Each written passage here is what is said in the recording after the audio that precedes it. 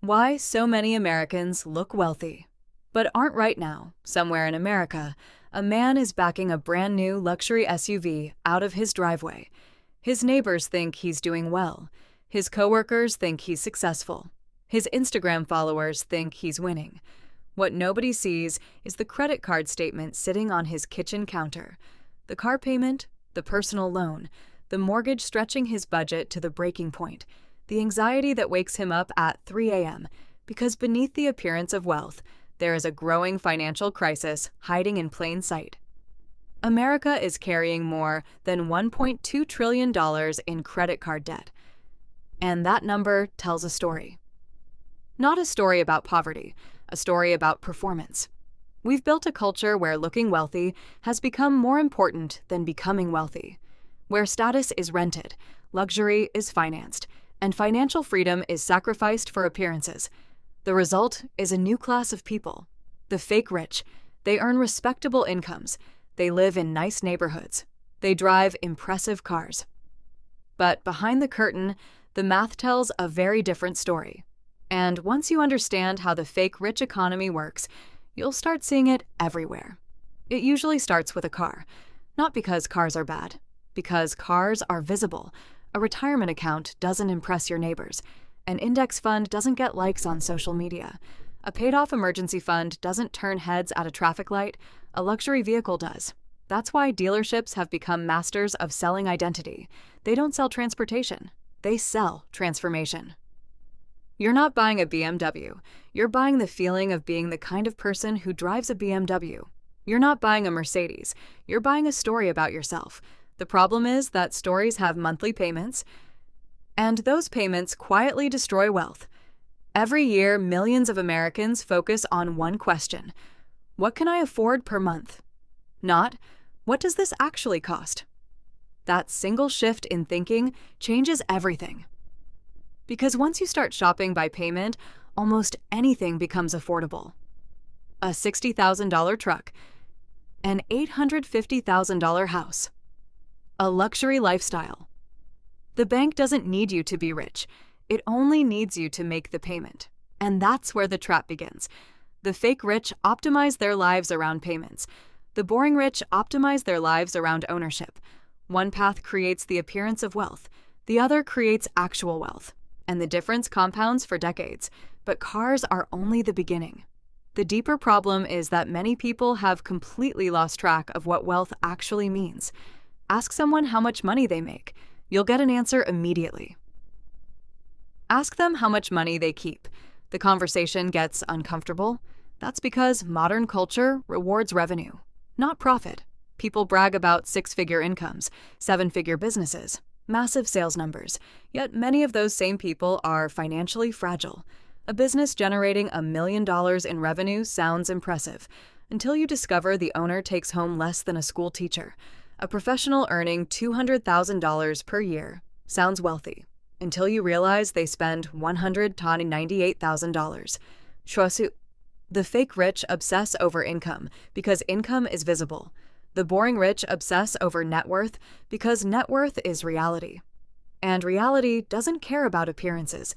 Reality cares about the gap between what comes in and what goes out.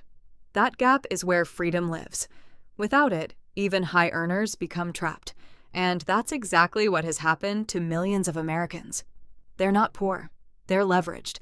They've built lifestyles that require constant maintenance, constant income, constant spending, constant performance. The moment the paycheck stops, the entire system starts collapsing. That's why emergency funds are so revealing. A surprising number of households earning well into six figures still struggle to handle a modest financial emergency. Not because they don't earn enough. Because they spend everything they earn. Their lifestyle has consumed every available dollar. And that's the cruel irony of fake wealth. From the outside, it looks powerful. From the inside, it's incredibly fragile. Real wealth is the opposite. It often looks boring. A healthy savings account isn't exciting. A paid-off car isn't exciting. A diversified investment portfolio isn't exciting.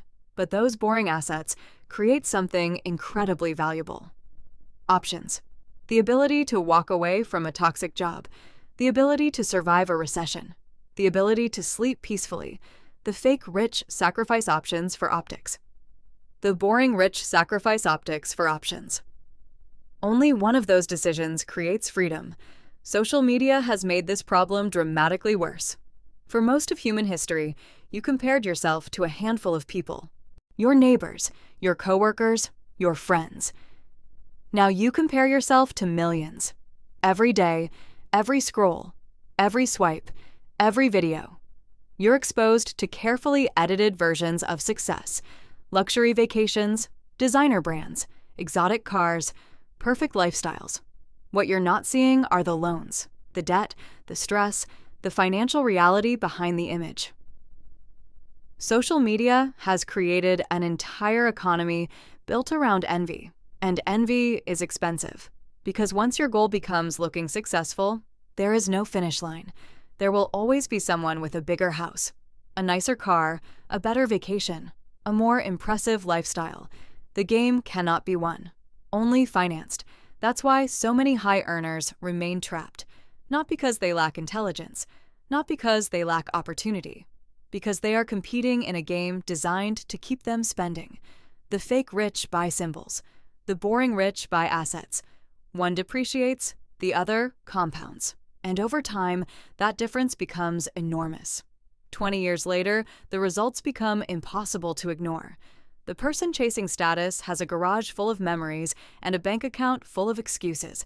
The boring rich have something far less impressive. Freedom. The freedom to retire. The freedom to travel. The freedom to choose. The freedom to say no. And in the end, that's what wealth was always supposed to buy.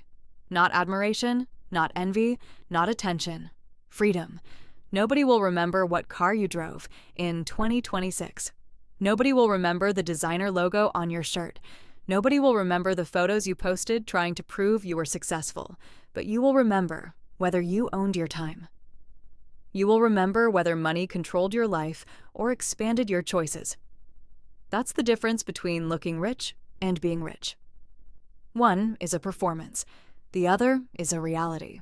And while millions of people continue financing appearances, a smaller group quietly follows a much less exciting path. They live below their means. They invest consistently. They ignore the noise. They avoid unnecessary debt. They repeat those habits for years.